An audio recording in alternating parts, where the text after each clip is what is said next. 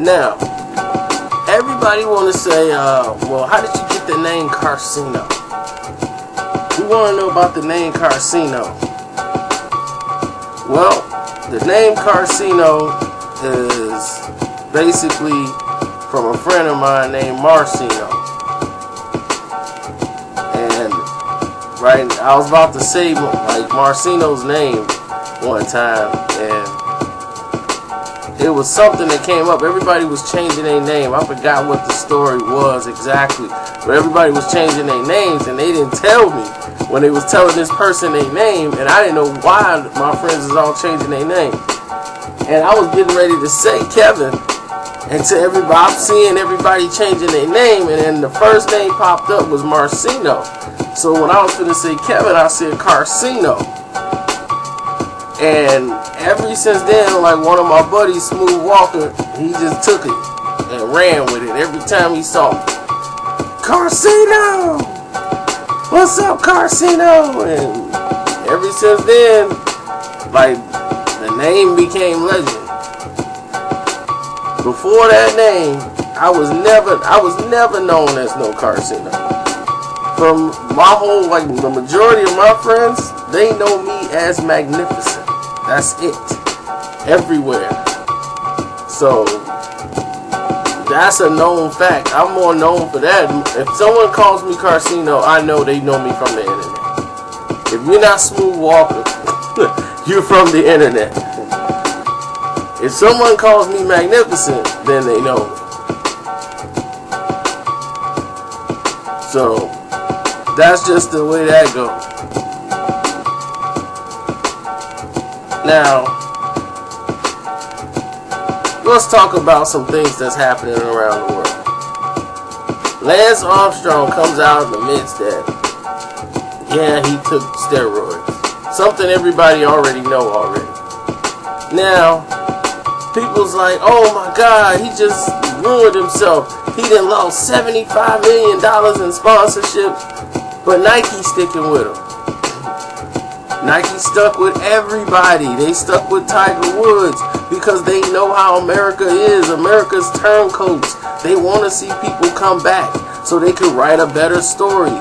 Lance Armstrong will come back to be the darling child of everybody's eyes. They're going to forget the fact that he did steroids. And you know who's going to be there to capitalize first? Nike. So, I guarantee you, it's just a matter of time. We've seen this movie time and time again. Nike's not finna blow no money.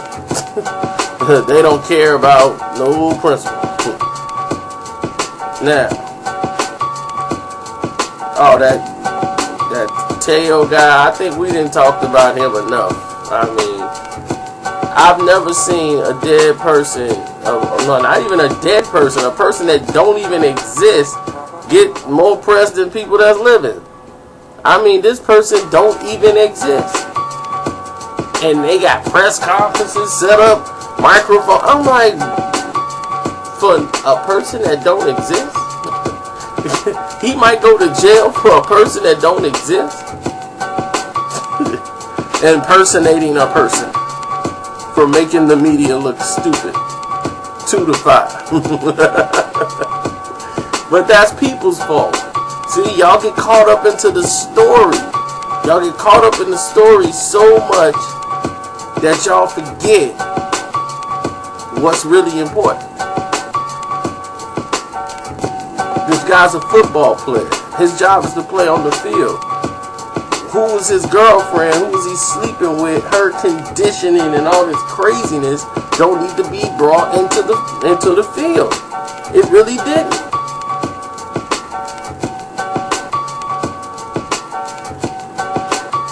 And since we on subject, and we on the road tonight, let's talk about a subject nobody gonna ever dare talk about in their life. The homosexuals. Oh yeah, get ready. Now, this is what I don't get. And if there's a homosexual guy that's listening to this video, this is not an insult to homosexuals at all. But answer this question. You can leave it in the chat or private. Why do you celebrate your sexuality? That's all I want to know. To all of them. You see them, they run around, they throw the parade. We're having a gay parade. Yay, we're gay. Now, if we had a straight parade and be like, yo, we straight, we can have a straight parade, people would look at us like we crazy. And they should. What, your sexuality ain't got nothing to do with enough to have a party? Cause you straight? Or if you gay, see, the problem is people, gays, are pulling the wolves over your eyes. They want to be looked at as a race of people, but they're not. They could be Mexican, black, white, Hispanic, anything in the world, but they want to be treated like a race. And the people are falling for it. They're doing it. They're treating the homosexuals like a race. They deserve rights just like every other human being. They shouldn't be treated in an exclusive group. There shouldn't be a gay and lesbian organization. Why do they need an organization based on their sexuality? That's stupid. That's now you're putting them in a group saying they are different than the people who are straight. See?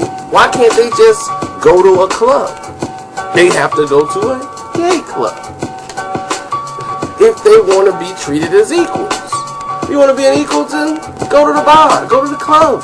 What's the celebration about? Just because you are gay. That's your preference. That's your sexual preference. If someone is straight, they're not going to go around and parade and do all this. That's all I'm saying. Do what you want to do. I have no problems with that. I won't discriminate against gay people. That's not me. But what I'm saying is, I just don't go with this propaganda. They got a big rainbow logo and all that. It's insanity. It don't make any sense. And the politicians gonna play along because all y'all in that big group, y'all are voters, and they're gonna want you to vote for them. And they're gonna play ball with you until you do something that they don't like. Then they will vote against you.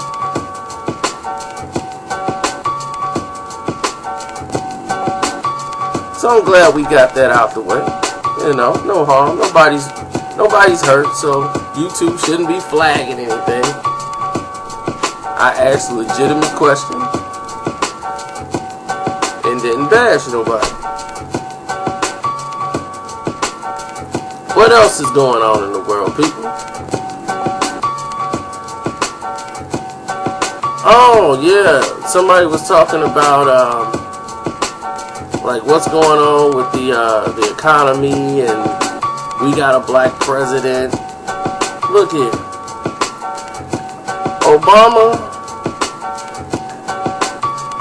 being president doesn't affect me one bit. It don't. I mean, really, I'm still in the same predicament I was before he took over. Do I think we're in a better position since George W. Bush? Yes. But everyone waiting for him to save everybody like he's the almighty Christo. No. He's just a politician. Once y'all realize the president don't run this country, the better off you will be in understanding what's really happening in the world. But the reason why we have a president, do you want to know why we have a president, period? The president's job is to calm the people. Because if you found out the people, that there's a group of table of people that make decisions on this country, you would panic. Because you're not used to seeing all these people having a discussion about how our future is going to go. It makes you feel uncertain. But when you have one person telling you this is the way it's going to be, you are more secure. When there's one leader, it's always been that way. When there's one vocal leader, that calms the masses. And when it's a bunch of people in charge talking at one time, it leads to confusion. That is why we have a president. Oh yeah, stay up with me. I'm going to educate you. Now, what's going on in the world right now is a changing of the guard. Well, the guard's been changed for many years, but now we're seeing the dark side of everything changing. So this is a long night. Y'all better get ready. But we're seeing the dark side of things changing. And what I mean by that is the simple fact that we used to be a different country than how we is now. We used to go by the nepotism,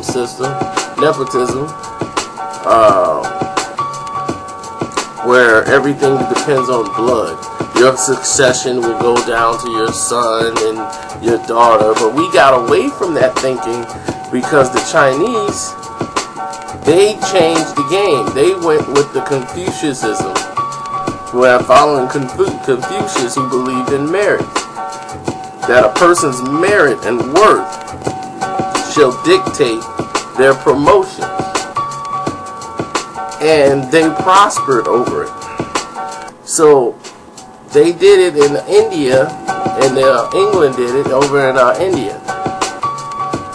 And they tried it there, and then they brought that theory here. And it changed over a period of time once they realized that's just not going to work. So they went there, destroyed that whole Confucius way of thinking, and got back to the structure of the bloodlines. You can trust the bloodline, we can't trust people because they basically were lazy. And then they'd be like, well, then all the slaves will run everything because they're going to outwork us 10 times fold. So that wasn't going to work out. So now that we're stuck with the system you see now. Look in your office or the job you work at. You will never probably ever go into the higher management in the office at your job. The owner's son, he's probably younger than you right now. And he's going to grow up to be your boss if you're still there. And if your son comes along, and he might end up working at the company, the owner's son is still in control of the company. You still a worker, and now your son works for him. That is the way the structure is worked out. It's kept within the family line. No one has a chance to move up in promotion. There's a glass ceiling for anybody who's in a certain pay grade or minority. Life is played just like the Monopoly board. The Monopoly board you look at as a game is really reality. All those burning hill, them little cheap apartments over there, that's where you find all your low income budget income, which is maybe $24,000 to $34,000 period tops with 2 incomes. Then you have the other side where there's a little house, but it's 2 income, maybe 1 income family can pay for it, but that's like suburb. Then you have the upper to middle class where it's 2 income housing on the other side, where the income you're looking at is about maybe $60,000 to $75,000 with 2 family incomes in the houses. Then you have the other side where you're looking at where the doctors and lawyers are, where you're $150,000 combined up, $300,000 combined. That's where Park plays, Boardwalk. Everything's on that side of the territory, and they make sure that everything's in that section. You don't cross into that section. You're going to have to do something miraculously to get over there in that section if that's where you want to go. Everything's segregated. And just like that Monopoly board, you are broken into sections.